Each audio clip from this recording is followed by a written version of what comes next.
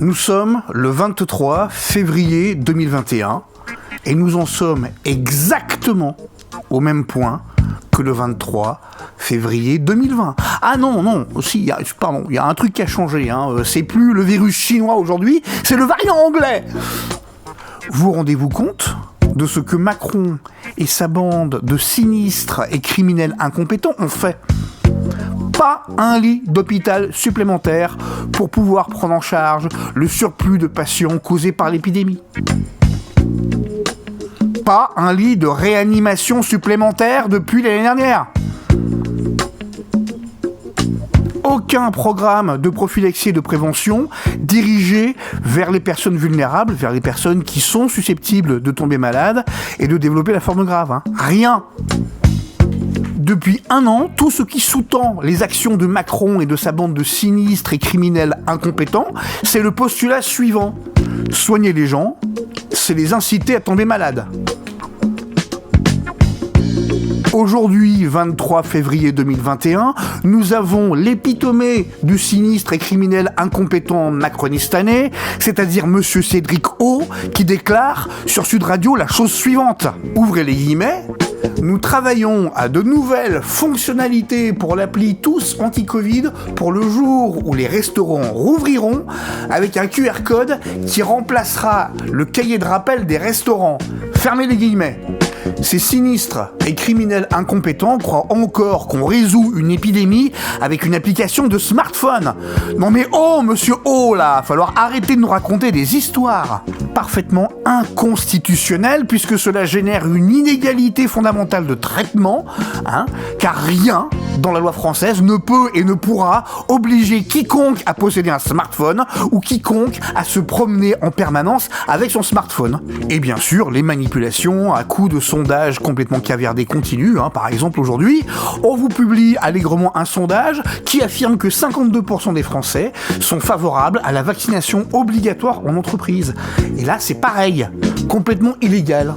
Nous avons Air France et d'autres compagnies aériennes qui veulent imposer un certificat électronique, donc un passeport vaccinal, pour voyager de la France métropolitaine vers les DOM-TOM, donc Réunion, Martinique, Guadeloupe, etc.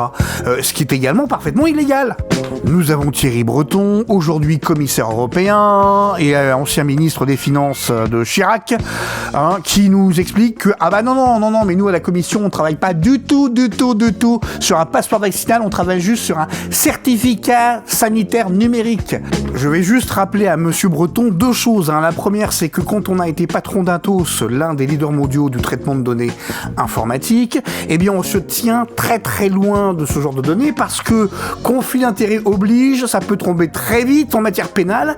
Et deuxièmement, la Commission européenne n'a aucun pouvoir, aucune compétence et aucune prérogative en matière de santé. Si l'Espagne, le Danemark et la Suède veulent exiger des certificats de vaccination à l'entrée de leur territoire national, libre à ces pays de le faire, cela ne regarde qu'eux, et ces pays en subiront les conséquences, notamment l'Espagne en matière touristique. Il suffit que l'on sacrifie au dogme de la libre circulation les sociétés et les peuples européens comme on le fait depuis 20 ans. Outre caresser dans le sens du poil 10% de bobos qui ne supportent pas de ne pas pouvoir prendre l'avion, toutes ces histoires de passeport vaccinal ne visent somme toute qu'à une seule chose, dissimuler l'incommensurable incurie à tous les niveaux, à commencer au niveau européen. C'est tout de même la Commission européenne de Madame von der Leyen et de Monsieur Breton qui a acheté avec l'accord de Macron, Merkel et de tous les chefs d'État et de gouvernement européens pour près d'1 milliard d'euros de doses de Remdesivir, un antiviral qui, 1, n'a aucun effet sur la Covid-19, 2, présente des effets secondaires extrêmement lourds, notamment au niveau rénal, 3, est sans doute à l'origine du variant anglais puisque mutagène. Ce sont les mêmes qui ont précommandé à des labos pour des milliards d'euros de vaccins dont on n'a pas la moindre idée de l'efficacité, sans s'assurer que les laboratoires fournisseurs avaient bien la capacité de production permettant de livrer ces vaccins le moment voulu. Ce sont les mêmes pour lesquels le traitement d'une épidémie ne souffre que de 3 procédés. Confinement, réanimation aux vaccinations. Ce sont ces gens qui sont aliénés au point de ne pas voir qu'entre le noir et le blanc, il y a l'ensemble des couleurs de l'arc-en-ciel.